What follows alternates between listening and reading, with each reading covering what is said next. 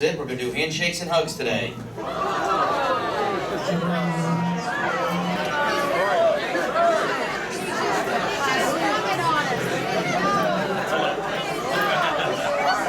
We start with the president.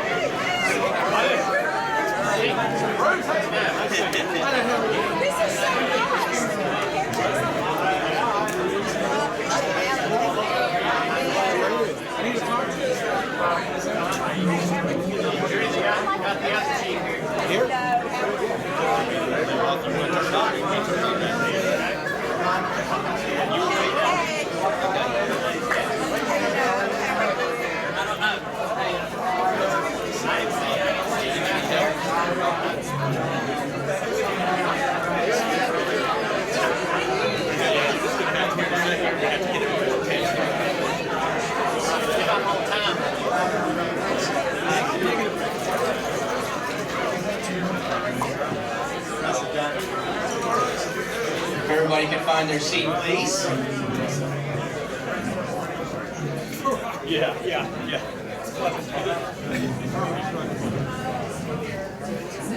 We're going to mix things up just a little bit today because we need to use the projector for two different things.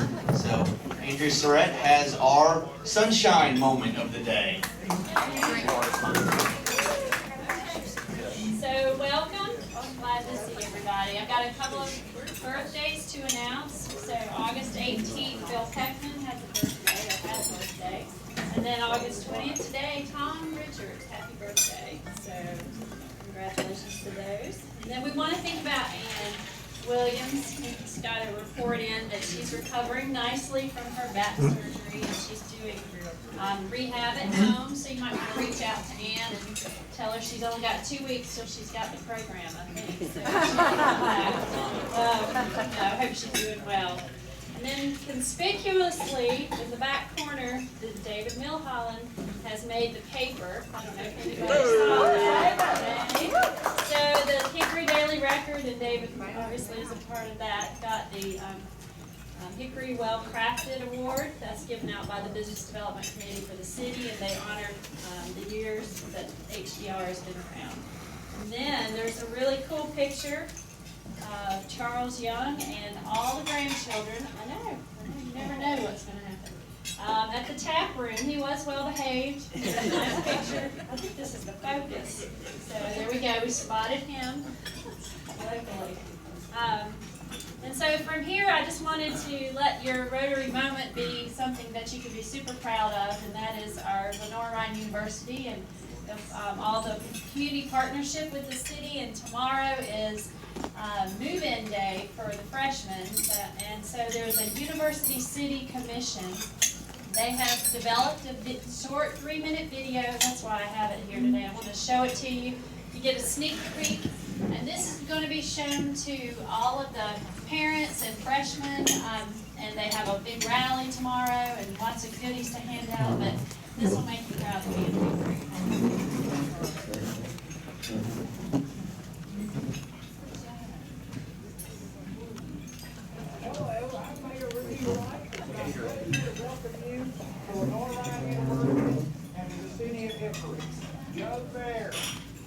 Welcome to Rotary. You're accepted. Oh, it's the greatest thing that's ever happened. Congratulations. Hey, welcome to the day. I hope you're excited about being here. Congratulations. You're officially a college student. Welcome to a school that's in the heart of Hickory, where downtown is only a mile away, and businesses take pride in students and giving them discounts. Welcome to study breaks at local coffee shops and relaxing at one of our many parks. Hickory is in a great location, not far from the mountains or larger cities. So in my free time, I really just enjoy going out to the parks and walking around the trails and exploring the foothills, because I just love being able to immerse myself into this culture where my cell phone isn't ringing and I'm just free to my own thoughts. And that's something I didn't have before. And the fact that I get to come home to Hickory at the end of the day is probably one of the greatest things. I think my favorite part about living in Hickory is that it's so beautiful, but it's also really close to the mountains, and it's also really close to the beach too, so you can make a day trip out of the mountains or the beach. Welcome to nightlife near campus at one of our theaters or downtown events. Hickory is a town with cultural offerings, education and enrichment opportunities, outdoor recreation, and an attitude for growth. I got job offers other places, but when I left all last summer, I started actually missing Hickory and realized that it's a great place to live. It has everything I need. I got a lot of friends here, so I decided to accept the job and just stay in Hickory. Welcome to a university that values school spirit and education, but most of all, Welcome home. welcome to a campus and community that care about you. LR, being in Hickory, with the size that it is, you don't feel like you're leaving the community that's on campus. The minute that you say you're an LR student when you're out in Hickory, a smile comes on somebody's face and they're like, oh, what's your major? And then that like asks for your story and you already feel like you're a part of the family. I grew up in Hickory and still here, so that's a good time. Get involved on campus and also in the community. Those kind of things will make this feel like it's your home. Came back to my dad after the tour and everything, and he was like, so what do you think? And I was like, I think this is it. And so when I finally got into campus, I just absolutely loved it. I love all my professors, and if I had the option, I would definitely stay in Hickory, because it just feels like home. Just give it a chance. People come to LR/Hickory, I guess they have the expectation of it being a huge city. It's not, but I promise you, if you look, not only with LR and Hickory, there are a ton of things to do. If you search for fun things, there are tons of opportunities. The opportunities are limitless here. Now that you've seen what Hickory has to offer, I hope you enjoy it as much as we do. We hope you'll pass your life here, like many other Lenore Ryan alumni. Welcome to the Hickory Lenore Ryan family. Enjoy 4 years at LR.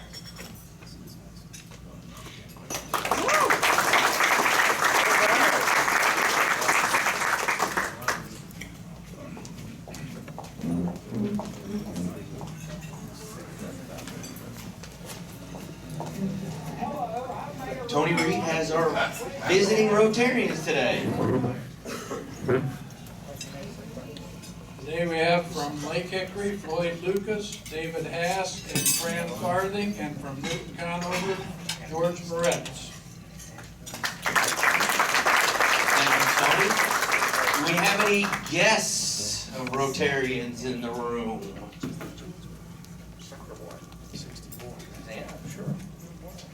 I get to go first. My first guest is my better half over there, getting seconds from the Vince is with me today, and he came in order to be here for Jim Mead, who's a dear friend of ours, our program for today. They share their alma mater with West Point, and we also share our sons being at West Point right now. Jim's son Nathaniel is a plebe. I also have, if I can get Greg to stand up here, hopefully Greg Sudreth, my other guest, looks familiar to you guys. He is a former contestant on Rotarian Idol. He performed here for you. Maybe you don't recognize him without his beard from the Oh Brother, Where Art Thou skit. But Greg has joined our staff at the counseling group, and he brings a lot to our team. He specializes in working with children and adolescents, but he also does marital counseling and a lot of other types of things, and hopefully you will think of him for your counseling needs. Thank you.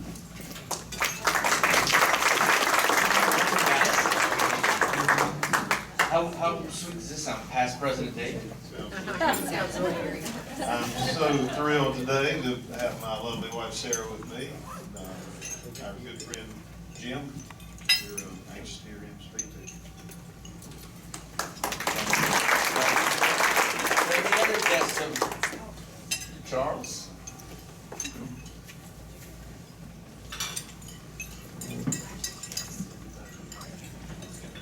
I have another grandchild today. This is Mason Rogers' youngest son, John Stephen Bruce Young, and he's called JB.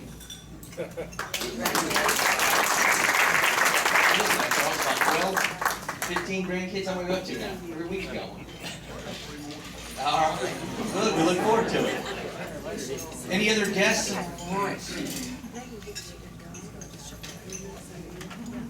Thank you, President Mark. I have with me today two guests, John Fontaine, he is an editor of Hickory Daily Record, recently graduate of Appalachian State, and 10. We have Bill Long. Bill Long is Resource Development Director for Catawba County United Way. You might best know him for his work for many, many years, 39 years, in Newton Conover City Schools, as doing everything that the regular elections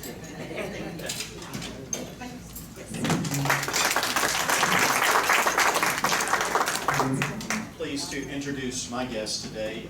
Nick Andrews is a student at Lenore Rhine, and he is also our new organizer.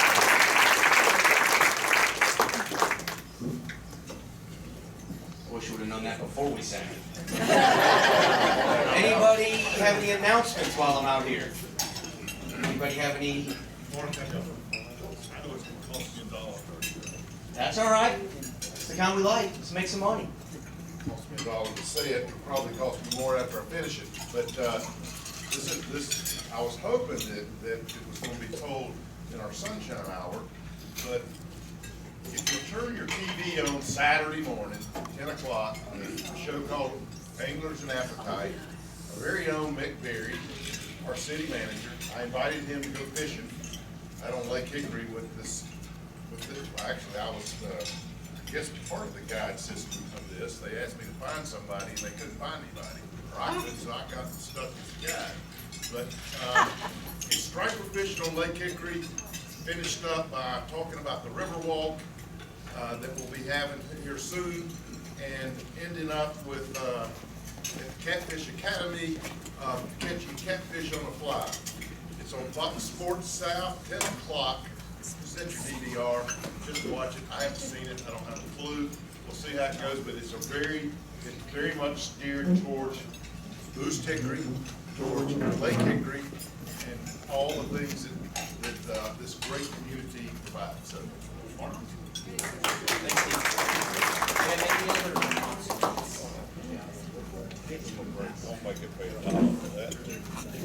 Thank you, Mark. Can y'all hear me okay? This coming Tuesday, if you are a senior, and some of us are, or if you have parents who are looking for resources to help them as they age in place, the Senior Information Resources is doing their annual SIR Expo at the Hickory Metro Center. It's going to be Tuesday from 9 o'clock until 3. It is free. We have a lot of individuals who come from a lot of the assisted living facilities. They bring bus loads. But there'll be over 100 vendors there from Home Instead Senior Care, as well as, I guess I owe you $1, as well as other agencies and organizations that can provide information. Certainly for those of us who are the children of aging parents, can get some information about how to care for them as they age in place. So that's next Tuesday, 9 o'clock till 3 o'clock at the Hickory Metro. Thanks. Thank you. You'll Clark call it, not me. Suzanne? Let's stand up again. This time I'm speaking on the behalf of Anthony Laxton about the Carolina Cycle Challenge. He is heading up the sponsorship for that, and the event is not until October, but the deadline for sponsorships is going to be September 1st, so we're just a little bit over a week out from that. This is a great opportunity for you to advertise, promote your business with the t-shirts and the other sponsorship kinds of things, and to really support Anthony in his efforts to become an active Rotarian. So please just stop me after the meeting and I'll help you out with getting sponsorship done.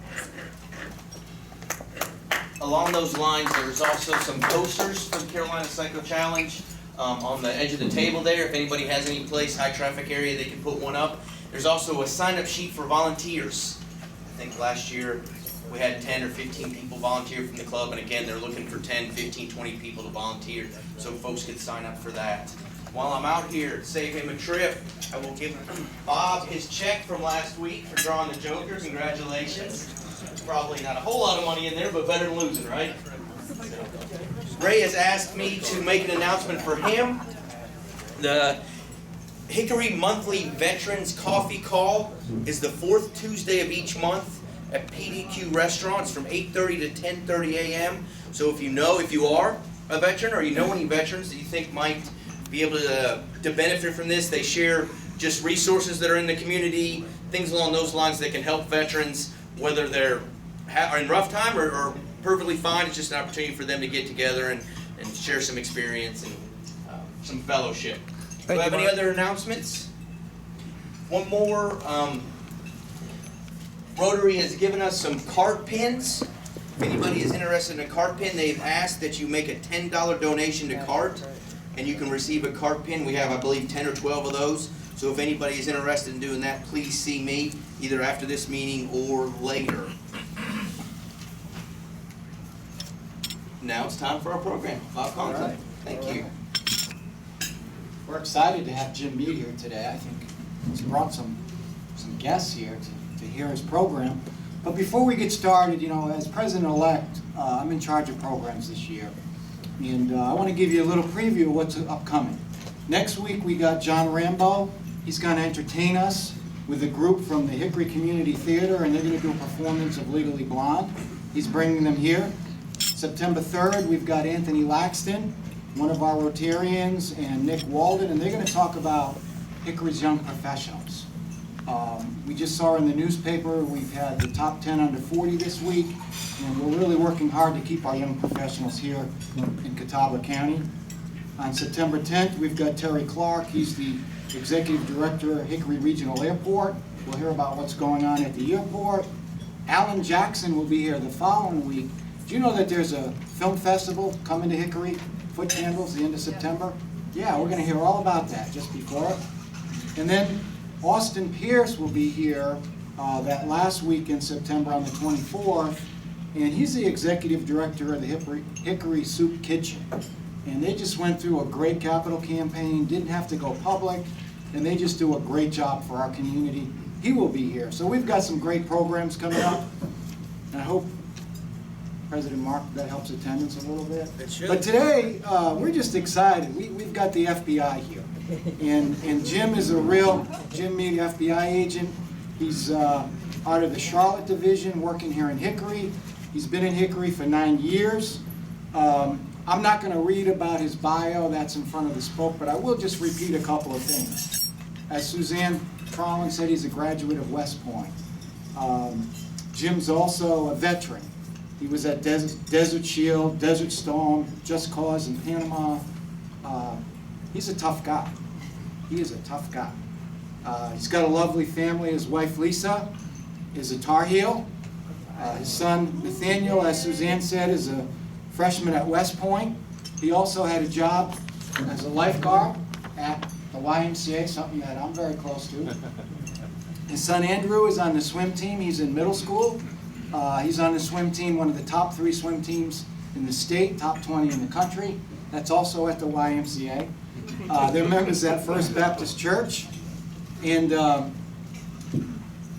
when we're talking about getting someone from the FBI, how many of you remember the TV show, The FBI, Efren Zimbalist Jr.? Yeah, we've got some older members here. It used to be on, I think, Sunday nights. Well, we are. It ended in the 70s. And I know at the end of the show, they used to have the 10 most wanted lists. And they used to deal with murders, bank robberies, kidnapping, that old stuff. Well, now, I think the FBI's changed a little bit since 9/11, even since then. So Jim's going to tell us all about that. I present Jim Mead.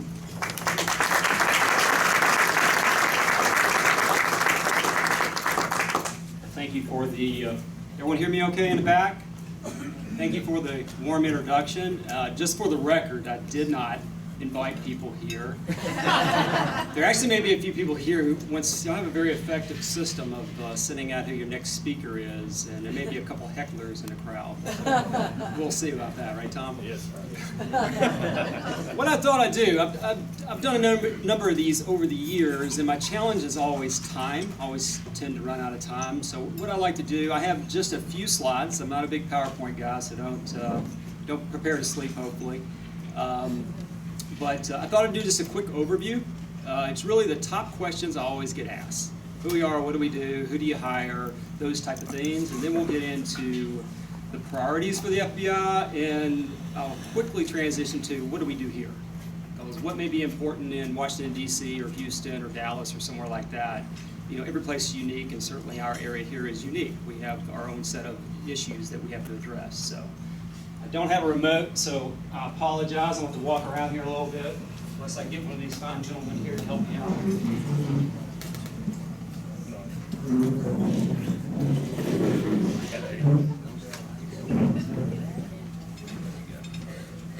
All right, so our organization, we have 56 field offices. Charlotte is a field office. Our Charlotte office covers the whole state of North Carolina. Since we are federal, we're not necessarily limited to a state's boundaries, but sometimes just for organization purposes, it works out that way. Charlotte Division is one of those. You get out west especially, like our Denver office or Salt Lake office, they're covering a number of the western states. Satellite offices, we call them resident agencies. No, I have no idea how that, I'm sure it's somewhere in our history. I did not bother to look that up. I'm not sure how we came up with that name, but I work in the Hickory Resident Agency. It's easier to call it a satellite office. That makes more sense. That actually has been reduced over the last few years. Luckily, Hickory's still standing. Our foreign liaison post, that has been greatly increased since 9/11.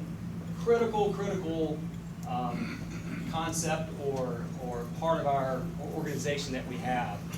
So as you can imagine, we had those pre-9/11, and since 9/11, the way things have changed, so many of our investigations, and not just terrorism, so many of our investigations end up involving or having a witness, victim, something we need from an overseas location. So, for example, it could be, say, a financial scam. The money ends up in Eastern Europe. It may be, and we have these liaison posts to basically facilitate that transfer of information and to assist us and we assist them. So we may have a request from Belarus to come, or for us to come and, or go out and to interview someone of interest to them, and an investigation they may be doing. So our liaison posts facilitate that transfer to us. We go and do what they ask, and the information gets passed to them. We send a lot of requests overseas, even out of little old Hickory, North Carolina. It's not uncommon for us to have to reach out to deal with one of our liaisons. Overall numbers, we have 36,000 total employees, 14,000 of which are special agents. Annual budget $8 billion. That's a big number. That has grown over the past decade or so. We're actually dwarfed by a lot of other agencies, imagine Homeland Security, agencies like that. So we're certainly not the biggest. A little bit hard to see maybe in the back. Another question I'm asked all the time is, well, where are you? What do you cover? So the yellow area there, that's, quote, my counties. And I say quote, if I'm working something up in Ashe County, it can spill over into 3 different states. So we're not strictly limited to those areas that are depicted there, but in general, that is my responsibility. I'm responsible for the liaison with the local agencies in those counties there. My squad consists of Asheville, all the counties in the western part of the state, and also the ones here in Hickory. We have 3 agents that work out of Hickory, and we have 7 over in Asheville, and then we have some additional administrative support, analysts, positions like that as well. And we all report to Charlotte. But you can see the rest of them. We have a decent sized office in Greensboro, a larger office in Raleigh, certainly Fayetteville, Greenville, and in Wilmington. The other top 5 question I'm asked is, well, who do you hire? Who do you look for? Everyone thinks, and it used to be this way, really the big places we would hire from were if you're an accountant and if you had a law degree. And that still is the case. We still hire from that. That's a kind of a generic list. I will tell you, I think I have a pointer here somewhere. The big one is that right there, computer science, and then the language. Because of sequestration, because of the budget was a few years ago, we're very cyclical in our hiring practices, meaning that we'll go for several years where we can't hire anybody. Happened to me 19 plus years ago. I came out of the Army. I wanted to go to the FBI. Guess what? Budget issues, hiring freeze, couldn't get hired. It goes like that for a few years, and then they opened up the floodgates, and we hire like crazy. We're in a we're kind of at the end of the hire like crazy period because we're now a little bit away from the sequestration period. The biggest thing when people ask me, I'm like, if you like computers, if you like information technology, anything to do with the cyber world, that's the easiest way to get hired. If I had to do it all over again, I would not major in that because I don't enjoy it that much. So there are other ways to get hired with us, but that's the first thing I'll tell them. Certainly fluency in the language is one of those, along with the others. The military experience is still very important to us and also really to any federal agency. The veterans' preference, especially with all the veterans coming out of Iraq and Afghanistan, they still have to have the requisite qualifications. But if there's two people side by side and say they test the same, have generally the same say academic qualifications, things like that, the person that's a veteran, he's going to get the job first.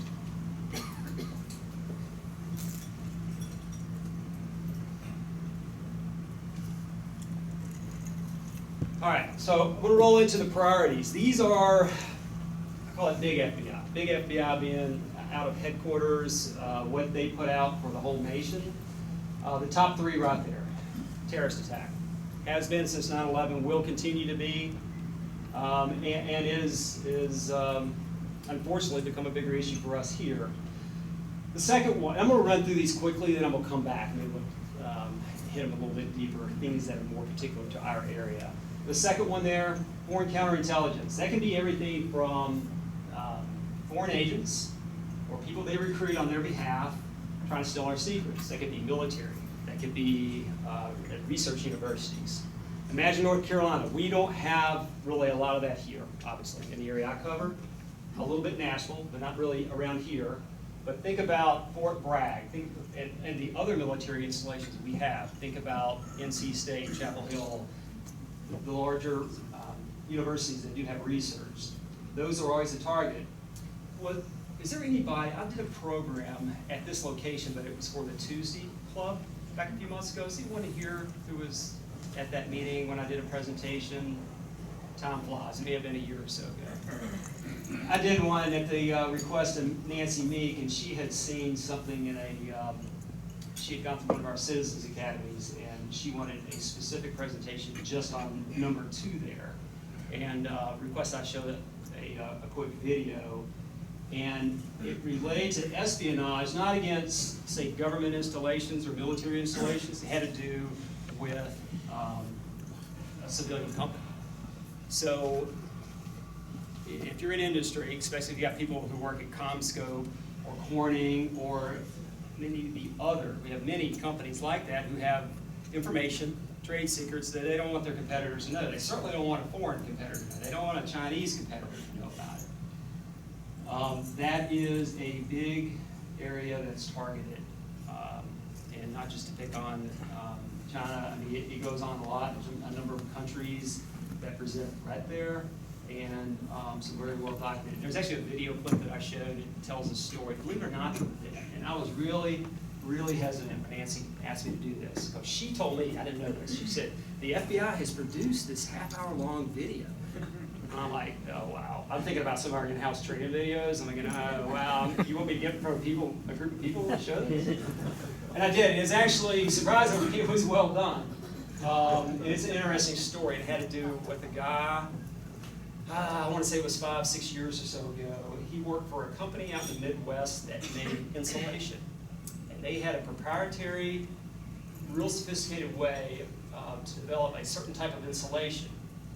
A couple years prior to that, there had been a really deadly fire in China, and the Chinese government had put a lot of emphasis on improving their ability in their insulation production.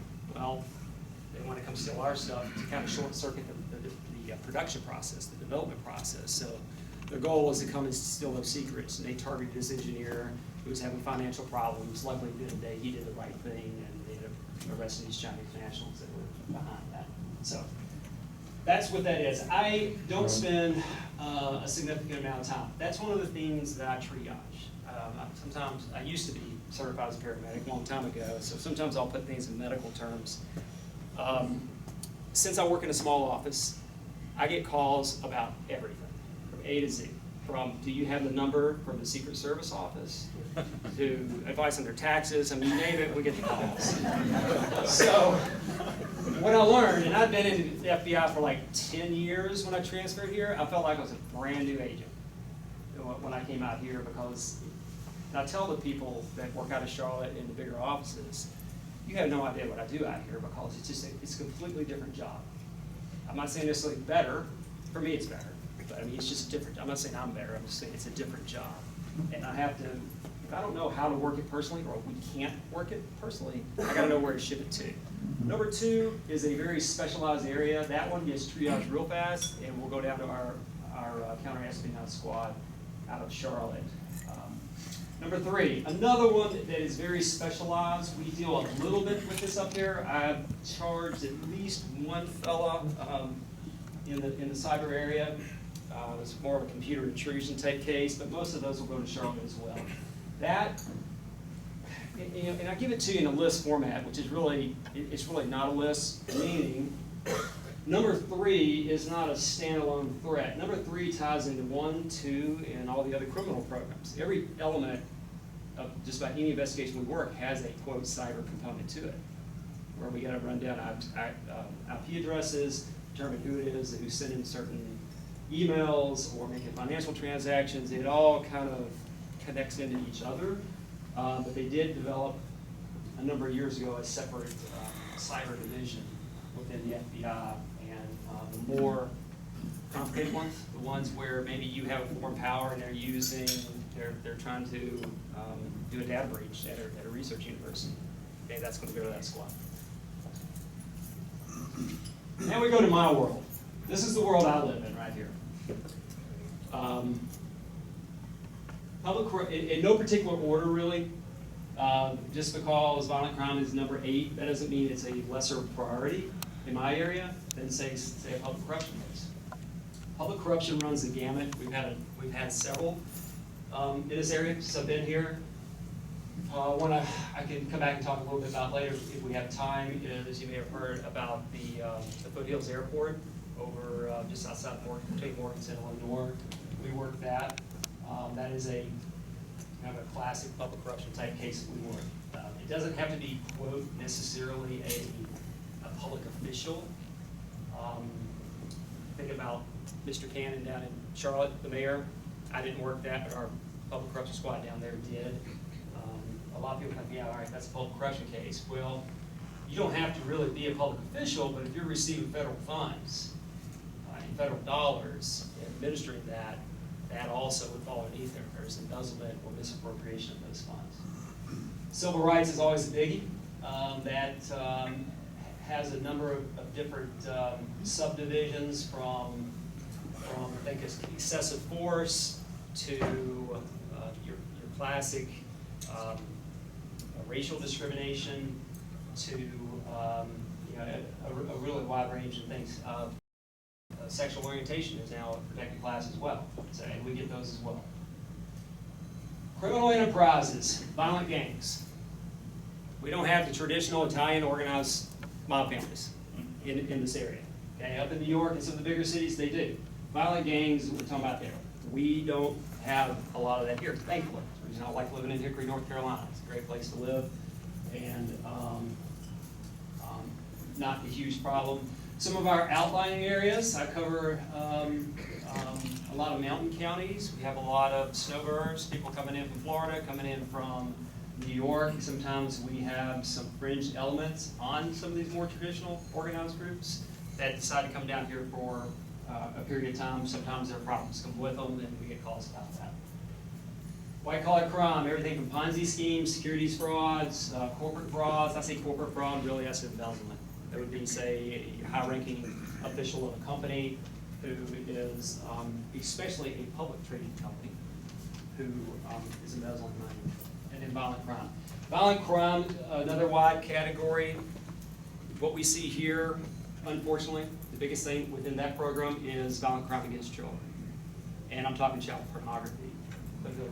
Wow, child pornography, violent crime? Yeah, it's a violent crime. It's considered a violent crime, and rightfully so. unfortunately, like everywhere else across the country, that is a huge problem, and we have had a number of kidnappings, assisted. Well, one example that Chief Atkins certainly knows is our Baker case. That was going to be a state case from the very beginning. We knew that about the first day, but if we get the call, we assisted those. Anything dealing with children, a child goes missing or is murdered, and we get a call for assistance on that, everything stops and we throw everything at that. When we should, and number two, we're told to. So we do that, especially on the missing kids. Like I say, on the child pornography, we have to focus, because the problem is so great, we have to focus on the 12 and unders. So anyway. All right, let's go. Can you take me back one slide, please? That's the overall. And feel free to now kind of know how long that first part's going to take. A little bit better on our time frame here. I'm going to talk about some specific things, so feel free to interrupt me and ask a question if you like. Number one there, after 9/11, like the government does at times, huge need, appropriate reaction to deal with the threat. Sometimes we have some knee-jerk reactions, and it was almost knee-jerk in that we threw everything at it. We stopped working drug investigations, we pulled away from bank robbery investigations. We've come full circle to some degree, and so we're putting resources back in those areas. And so I used to talk to groups since I came to Hickory. And everyone knows, all right, that's our number one priority, but you're not reading about terrorist attacks at Hickory or the areas around here. And so, yeah, we get leads all the time. We have things we follow up on. We get suspicious activity type reports that we have to follow up on. But we really had to have, thankfully, a big problem in this immediate area. You may have heard of things over in the Raleigh area, certainly down the Charlotte area, Anwar-Awlaki. If you don't know that name, ended up being killed overseas by our military. He was Charlotte based, or lived in Charlotte at one time. So there's certainly strong ties to North Carolina with some of these players. This summer has been unusual, and I'm hoping it's just a fluke. Hope it doesn't become the trend. I can't talk, and I don't try to play secret agent man, but obviously if we have a case that is currently under investigation, has not been adjudicated, someone's sitting in jail pending trial, I'm not going to get into details. I can certainly refer to it in very, very general terms, and it's stuff that's in the newspaper. So I'm not telling you anything you couldn't find out yourself. Number one there, really changed this summer. How many have heard of what happened over in Morganton, Hickory County, with Justin Sullivan? Like hundreds of other cases across the country that have been springing up for the past year or so, that came from an online ISIL recruitment effort. And we had one right in our backyard. And Justin is very typical of what they are trying to recruit.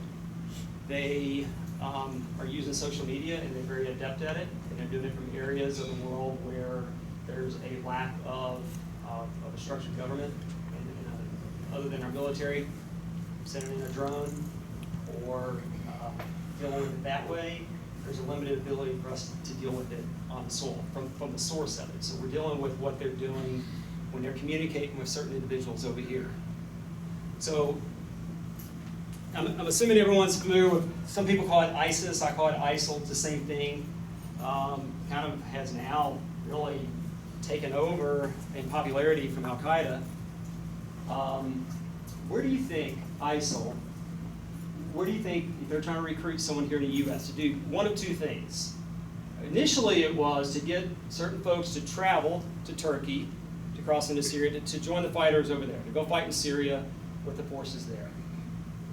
That becomes problematic. It's easier, not always easy, but easier to pick up on them when they cross the borders. So a lot of them are getting nabbed en route.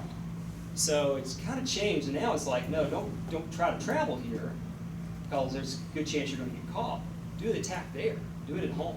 That'll be a bigger impact, certainly on you know. And I'm not trying to minimize, say one or two people. That's too large of a tragedy. But you know, in terms of numbers, what would be huge here in the States, here in North Carolina, in Burke County, One person. I mean, that, can you imagine? We could have had an ISIL attack and one person gets killed, and it's directed by ISIL in small town North Carolina. Huge impact, potentially. So where do you think they recruit these people from online? You think they're going to the traditional sources? We have mosques, we have imams in our area, and I'm not implying there's anything wrong with that or anything negative about that. I mean, we do a lot of outreach, and I know all of them in the area, and we have a very positive relationship with those organizations. There's one in Hickory, there's one in Morganton, we have one in Millersville, we have one in Statesville. Do you think they're recruiting out of the people who come to mosque, come to prayers every Friday evening? Yeah. No, they're really not. They used to. Not necessarily here, but that was the traditional place they try to recruit them. No, it's the ones that not trying to. It's those that would get recruited to a gang in Charlotte. It's those that they're reaching out. They can be the loner at home, spend a lot of time on the internet, issues with their parents, no friends, self-esteem issues, things like that. That's who they're going after. And they throw out a huge dragnet, and every now and then they'll get someone to respond to that, and to do what they want to do. Yes, sir? How do they know that person? So, great question. So, social media that's open to everybody, Twitter, and other platforms like that. There are forums out there. And there are hundreds of thousands of people on those forums. There are, I read a number here recently, around I think 27,000 or so ISIL followers on an English language Twitter forum. And that's an open one that we can go look at. 20-something thousand people, okay, on the English version of that. That's usually how it starts. And it can be a topic for another day. One huge challenge we have today, probably our biggest challenge right now, and we call it going dark. There's been a lot of stuff in the media about it. Our director has talked a lot about it. Is that from those very open public type forums, they will direct certain people. Once they know they've kind of set the hook on somebody and they're interested, they'll direct them to go into another encrypted communication forum. And there is a slew of those as well.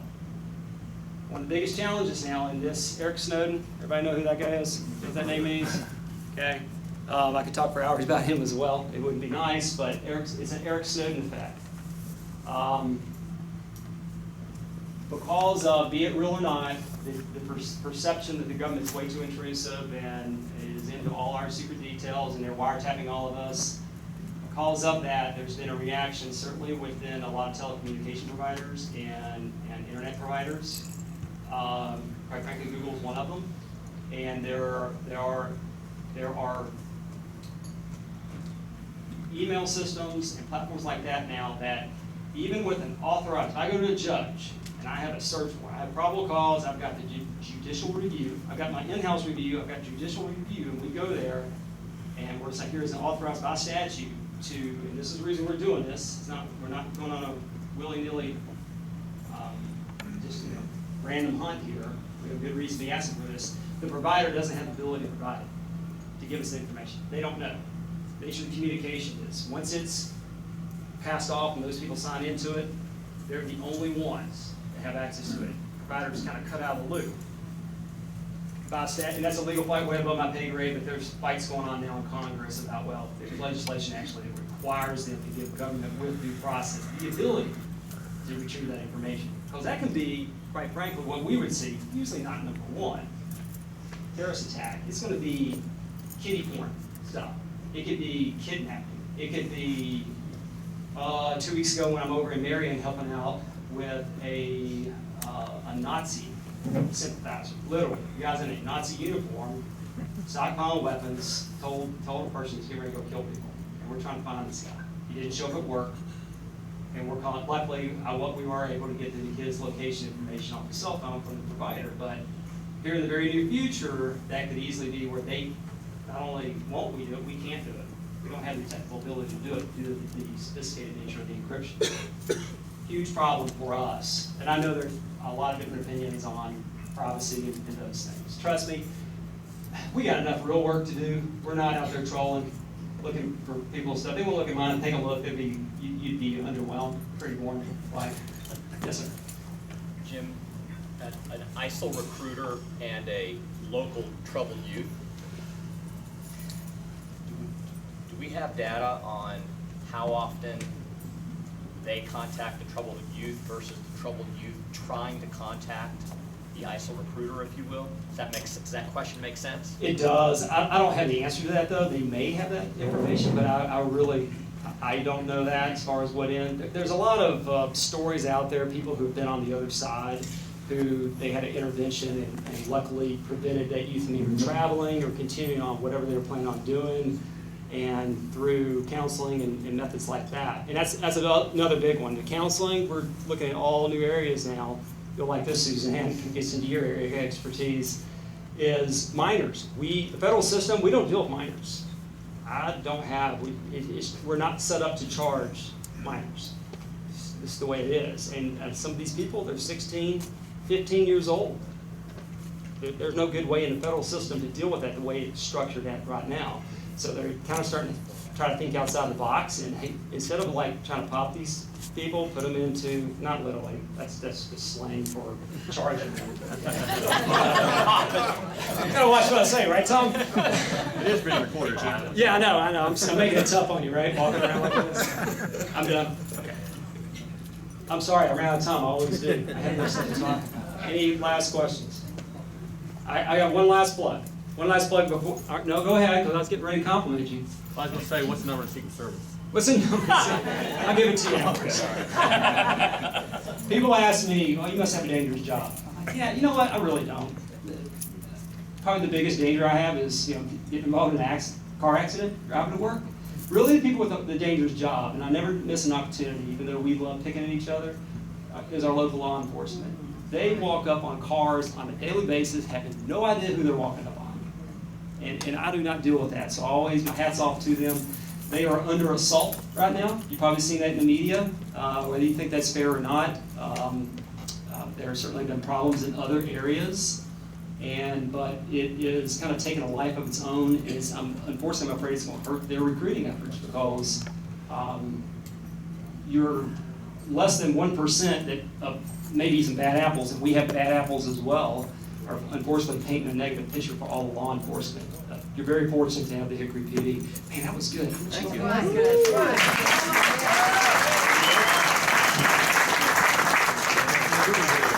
You guys know that'll cost you $1. Thank you very much. Here's a little book of quotes of thank yous, of thanks that we'd like to share for you. Thank you again, and probably bring you back again and do the second half of the program. Yeah. All right, we have 52 cards and 1 joker. Wow. $54 in the pot. Reminder about the Alzheimer's buckets. Thank you for the 3 that have special announcements today and donated $1. Online makeup instructions are in the spoke. Don't forget about Carolina Cycle Challenge on October 4th. Last 3 digits, 041.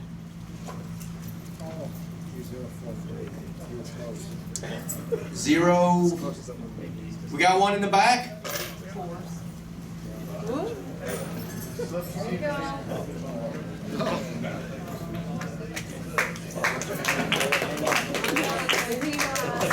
David's table. Yeah, it does. I was just thinking pause and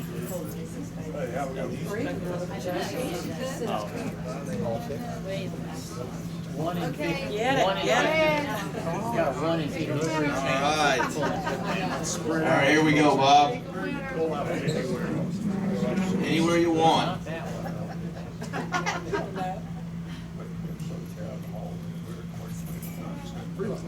Free lunch. 5 clubs, I believe. All right, let's close with the 4-way test. Of the things we think, say, and do. Is it true? Is it fair to all concerned? Will it build goodwill, better friendships? Will it be beneficial to all concerned? Congratulations.